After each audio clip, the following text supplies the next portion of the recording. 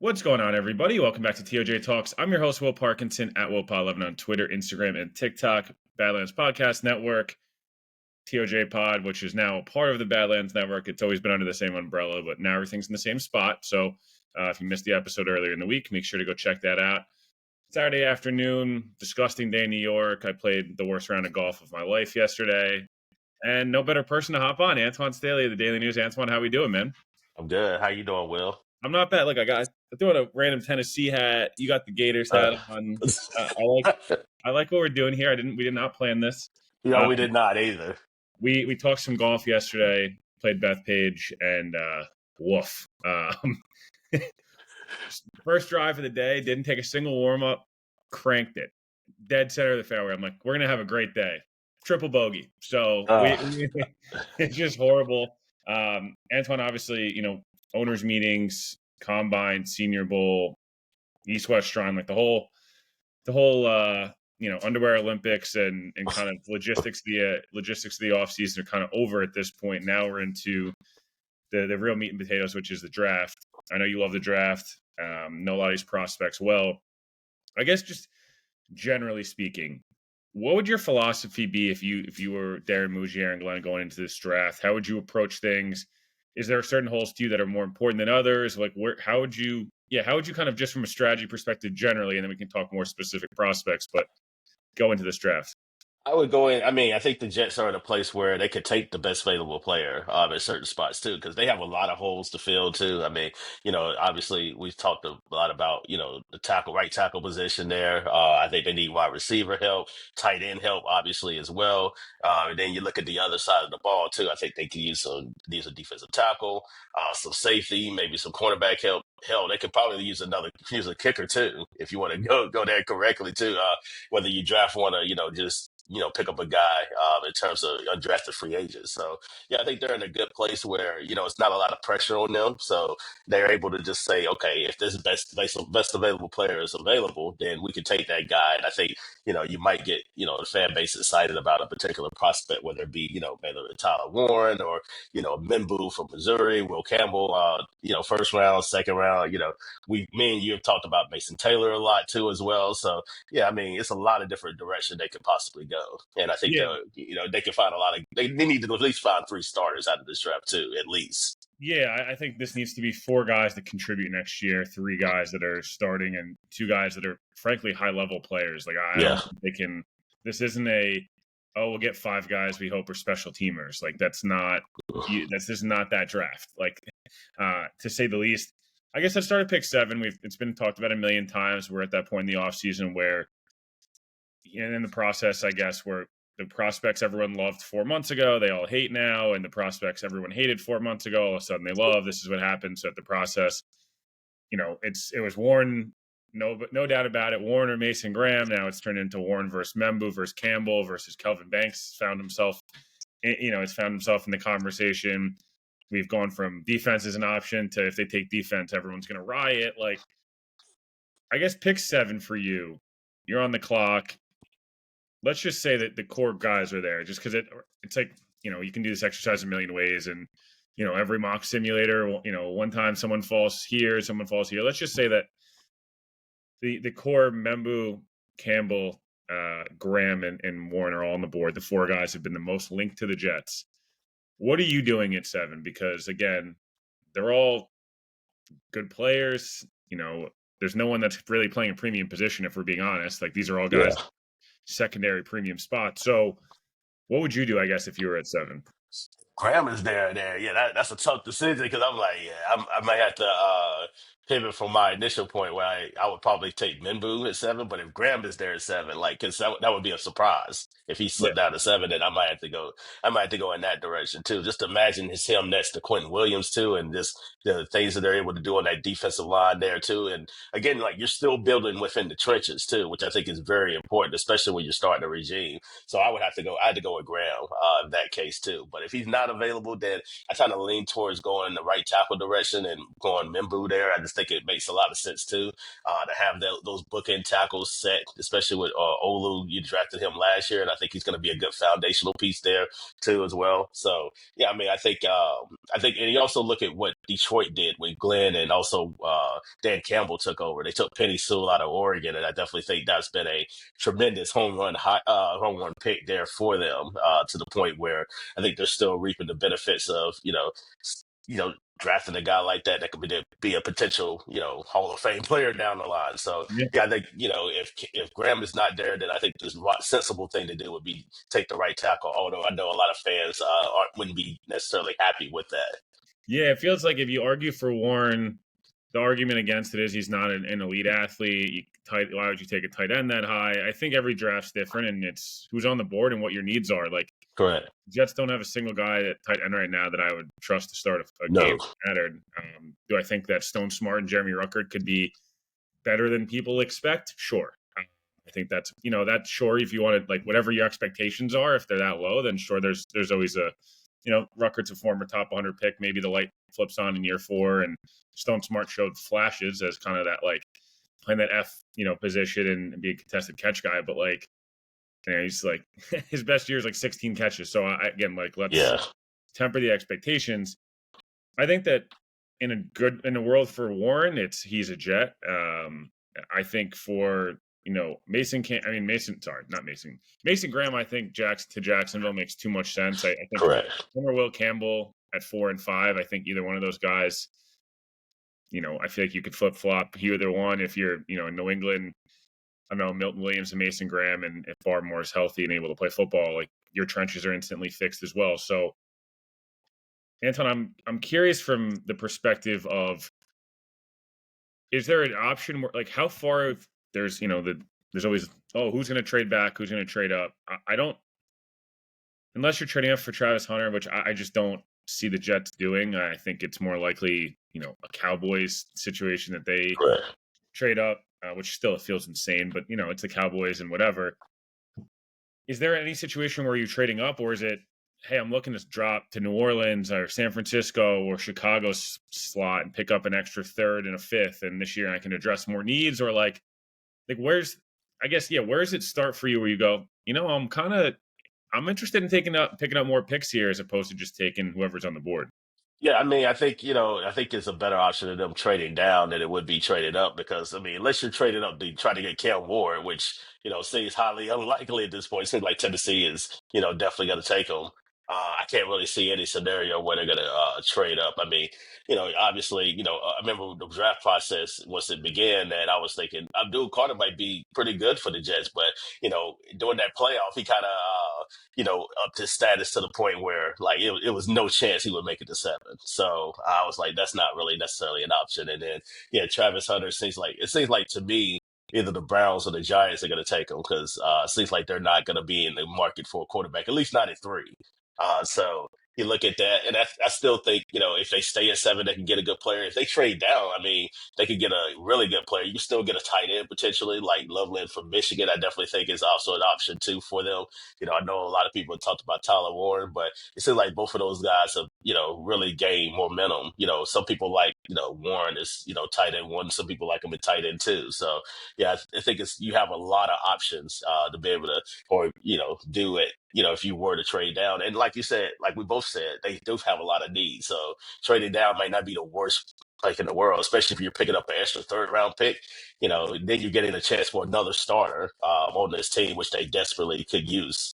Yeah, I guess where's the line for you though, where you would be comfortable trading down to? Because I think people view, there's always a drop off in every draft, and it's always depending on how the board falls, right? And some guys will fall that we don't expect. Some guys will go earlier. Like, this happens every year. To me, it feels like falling any further than 13, I don't know if I'm super comfortable with, because if you want a tight end, feels like Indy's going to take one. Yeah. Maybe they don't, and maybe every year we feel like they need a receiver and a tight end, and they never do it.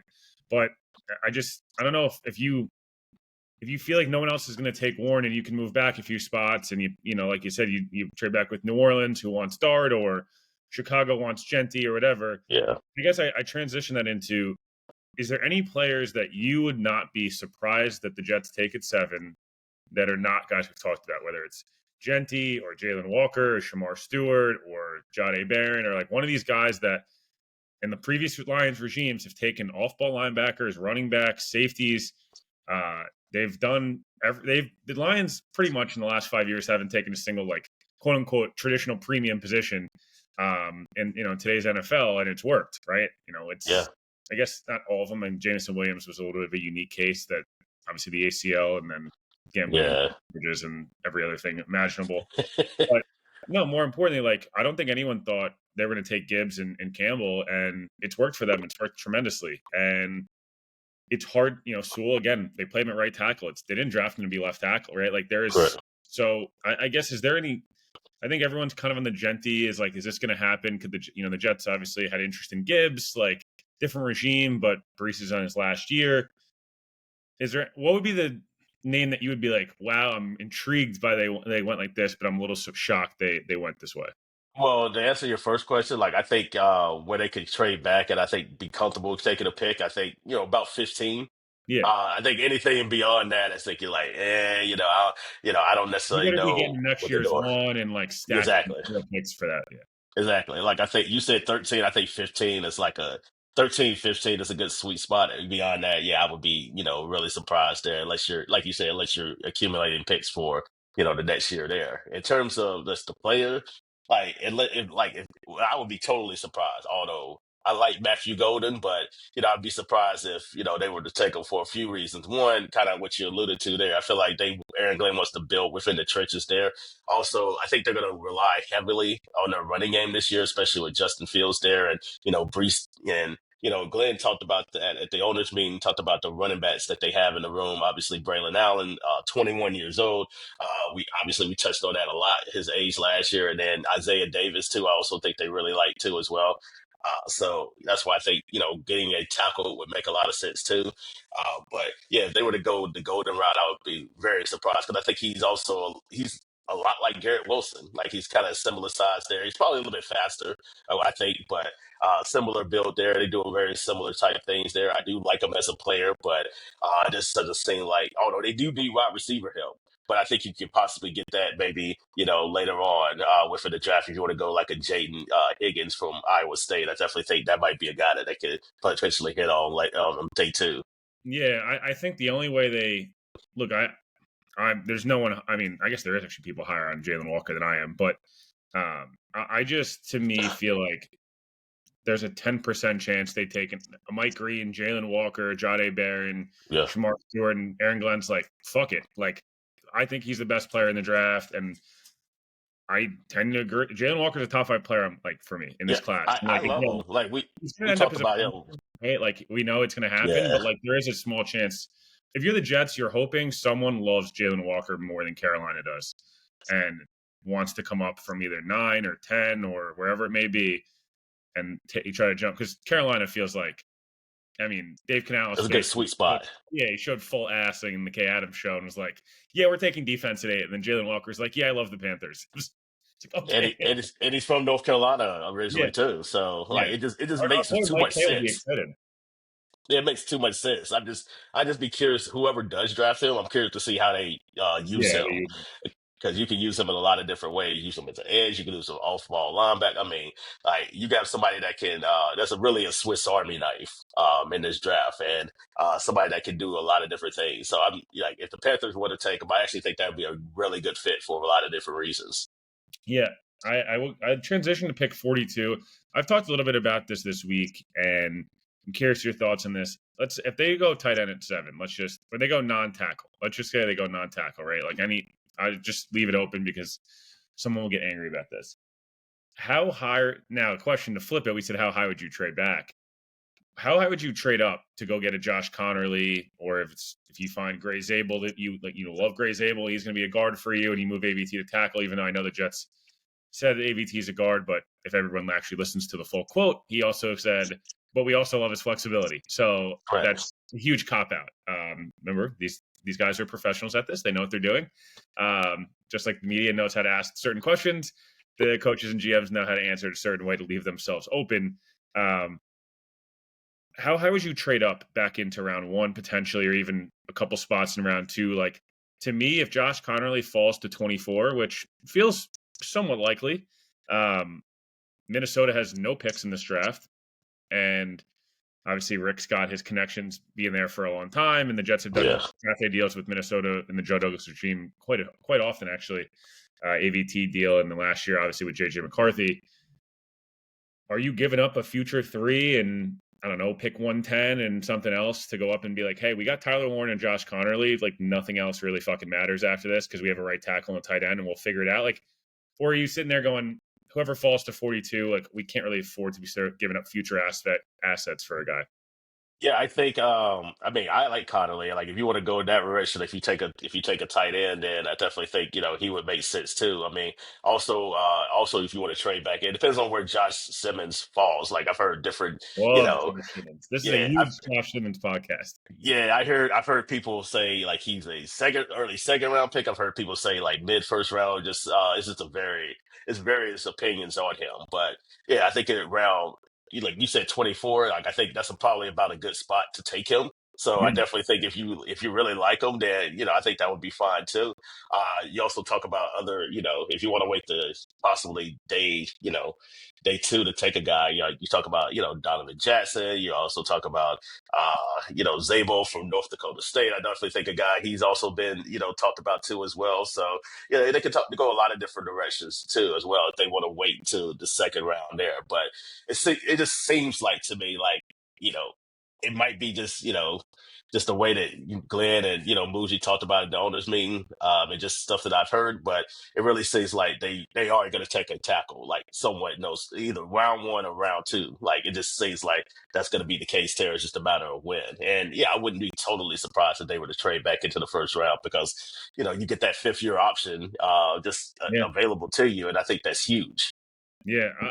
I'm going to ask you to do this. I didn't prep you on this on Oh, purpose. okay. Yeah, I did my build your perfect draft through your first 4 picks or first 5 picks. I apologize. And I went Warren, Jack Besh, Ozzie Trapillo, the tackle out of Boston College, Billy Bowman, and Jackson Halls. Those are guys I'm just big fans of their game. I think they'd be culture guys here. I think all of those guys could play meaningful roles. And I think that's properly slotted where they would go. If I ask you to build your top 5 pick, I don't want to do a whole 7 round thing. It just becomes we have no idea if these guys are going to be there at that point. Exactly. Some team has a pro free agent grade on a guy, another team has a 3rd round grade. This is what happens. That's how guys get to the 6th and 7th round. If I was asking you 7, 42, 73, 110, and I think it's 146 or something like that, whatever it is, the top 5 picks in the draft, if it was Antwan Staley's the Jets GM, and it could be just your guys, it's doesn't have to be consensus. It's just for you, the 5 best picks for the Jets are perfect draft. If you want to go in order, let's. I want to hear what your perfect draft would look like. For you. Well, I mean, I would go with Minbu at Yeah, 7. Like, I really would. I think, he's a guy that, very stout guy, like, can get to that second level, as an offensive lineman too. And, really gonna, set the trenches for them, like, moving forward. So I would go Minbu at 7. 42, we talked about this. Like, I love Mason Taylor too. Like, yeah, I've seen him I've known about him since in high school, back in South Florida. So, getting him, I definitely think, he can come in and produce like right away. Just to see Mason Taylor on the Jets, knowing not only is Jason Taylor his dad, his uncle Zach Thomas. No, Correct. Yes. so that is just for Dolphins. Jets, Insane be a little bloodlines. fun feel, a little fun, best 2 players potentially in Dolphins history, or at least the last 30 years, 40 years, other than Yeah. Marino. Like they're their closest blood relative is the Jets, a top 50 pick for the Jets. I don't know, something about that makes it a little fun.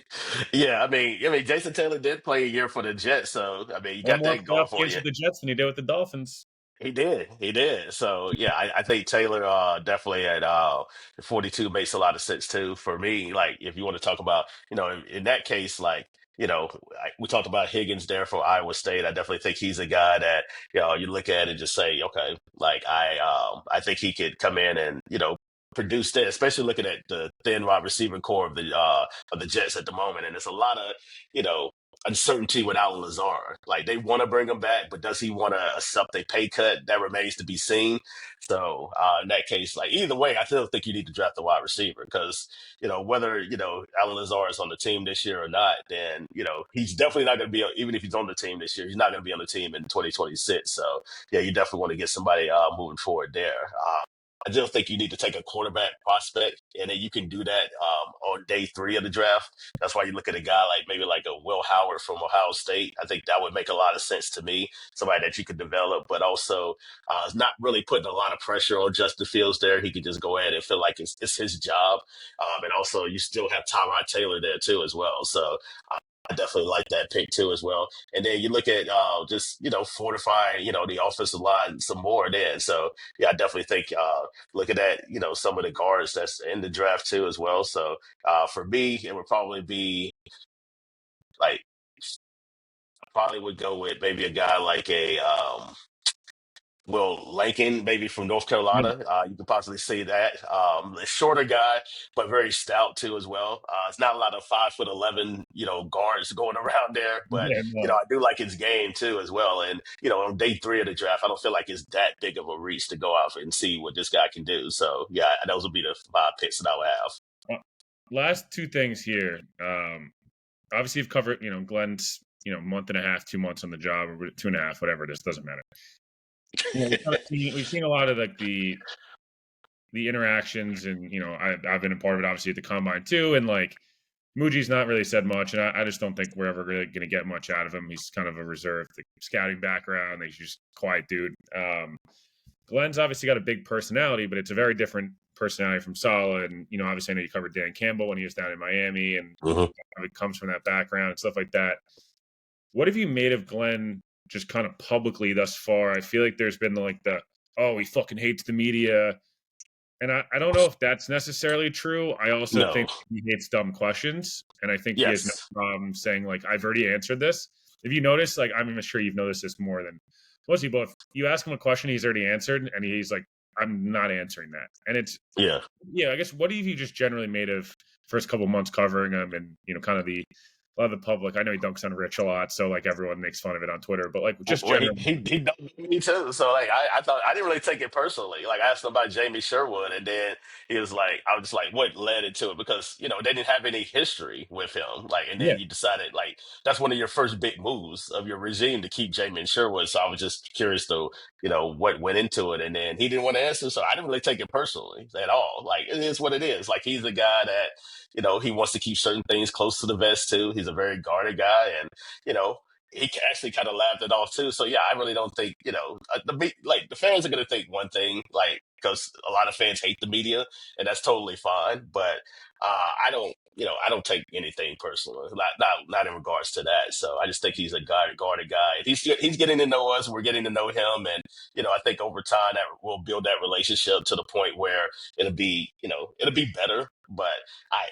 I really don't think much of it at all. I just think he's a guy that's, Parcells disciple, has some, sordidness about him to the point where, again, like you said, he's not going to answer questions twice or, certain questions he may not want to answer at all. And that's totally fine. But yeah, I don't think much of it at all. I just think it's really overblown, but you know how things are, especially when you're the Yeah. new guy.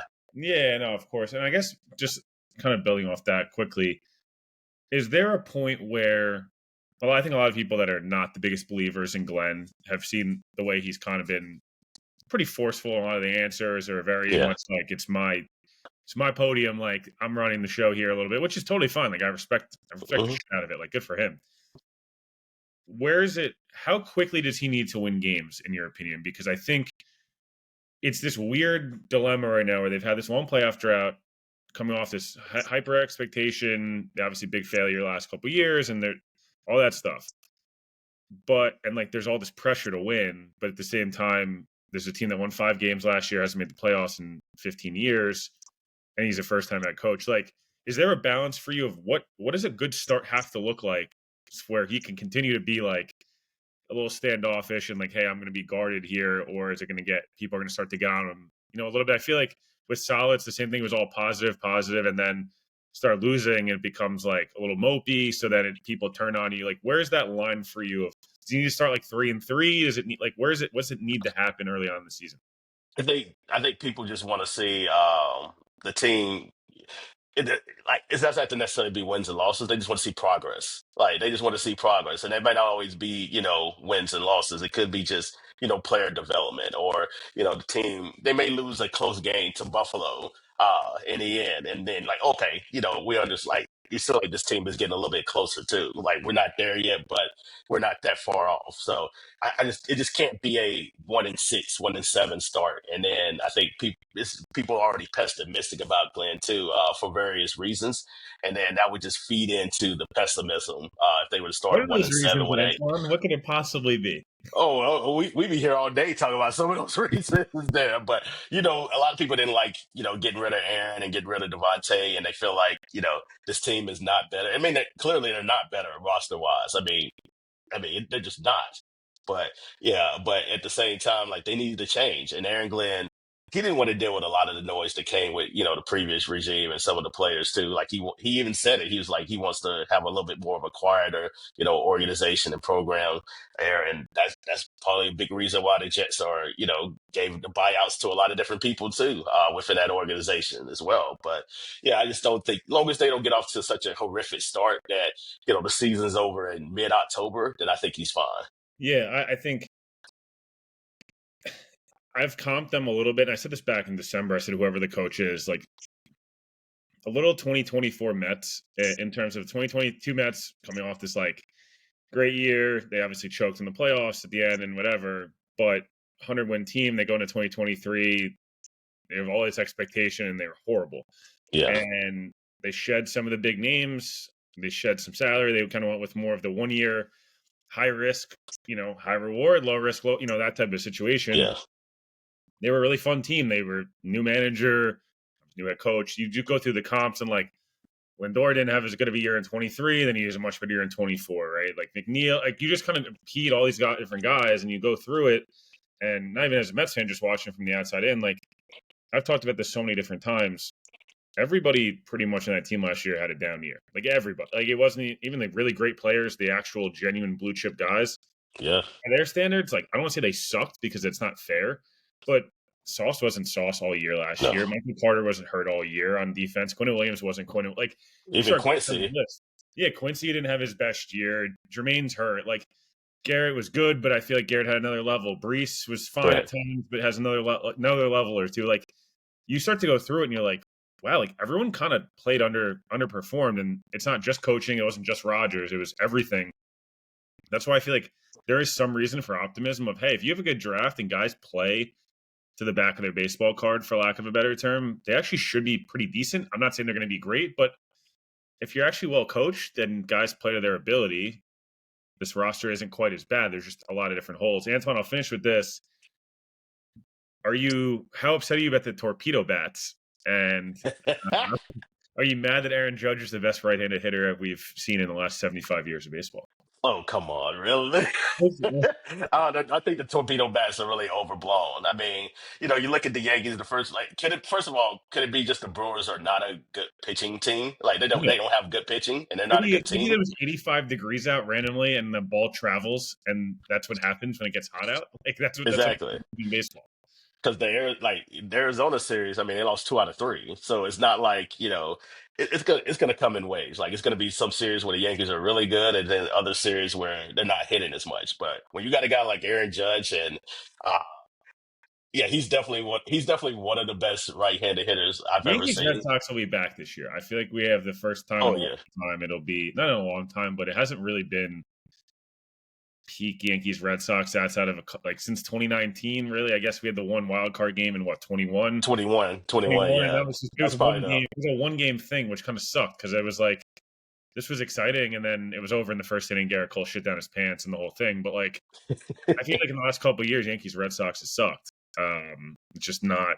There's no it's been juice. up and down like the last decade, really. Because when Like the Red Sox spend money, it's fun. And when they go cheap for a year, which is they're not few this years. nuts, but like a little bit weird where the ownership just like year by year, you have no idea if you're going to spend money or not.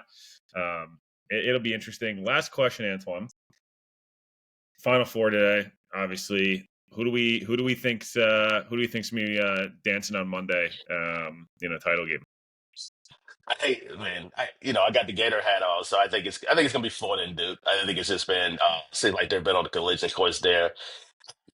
I want Florida to win, but I just think it's Duke's time. I think they're due. Like it's been 10 years since they won their last national championship, and Cooper Flag has been The exciting amazing. lights. The exciting Yeah, lights. exactly. And also, I think him going down in the ACC championship, ACC Help tournament, them. I think really helped them Yep. because they were able to play without him, and that they're not so reliant on Cooper Flag. Now they can just play the ball. Like they don't have to just stand around and watch him. Like now they can just play offense and and play through others too as well. And it also helps John Shire too as well. So yeah, I think Duke is probably going to end up winning the whole thing. I wasn't going to ask you about this, I guess, but we just talked about it. How good is he going to be? Like, what type of prospect do you think what level of prospect is he? Because I feel like he's one of the more polished prospects coming out as like a number one overall pick. I feel like we At see a lot of 18 guys. too.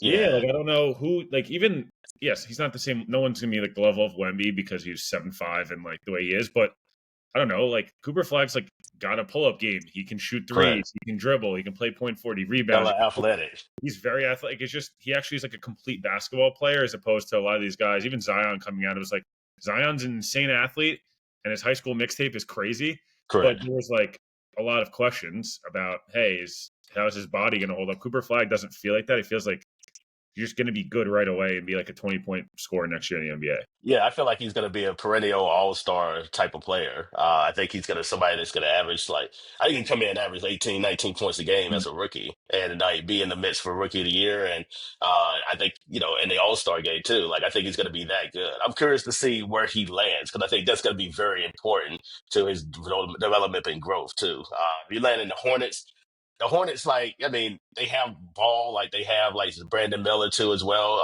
But I think he should probably be in a much better situation, especially with coaching wise too. So I'm curious to see where he can land because depending on the support that he has, then that team might go from a mediocre team to a fringe playoff team just like that. Yeah, I mean, I don't know if the dream's dead. I hope the Nets just trade everybody, They should. all their picks for Cooper Flag, and it'd be really fun. We'll see. I Antoine, would go to next games for that too. yeah, no, it'd be awesome.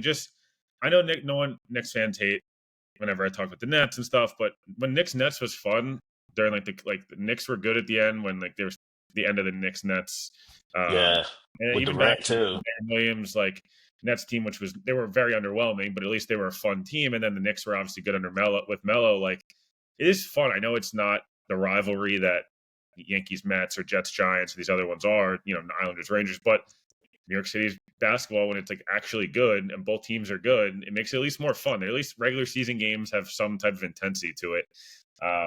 And Cooper Flag versus and whoever else would be on the Nets at that point because their roster changes every year. Oh Um, yeah.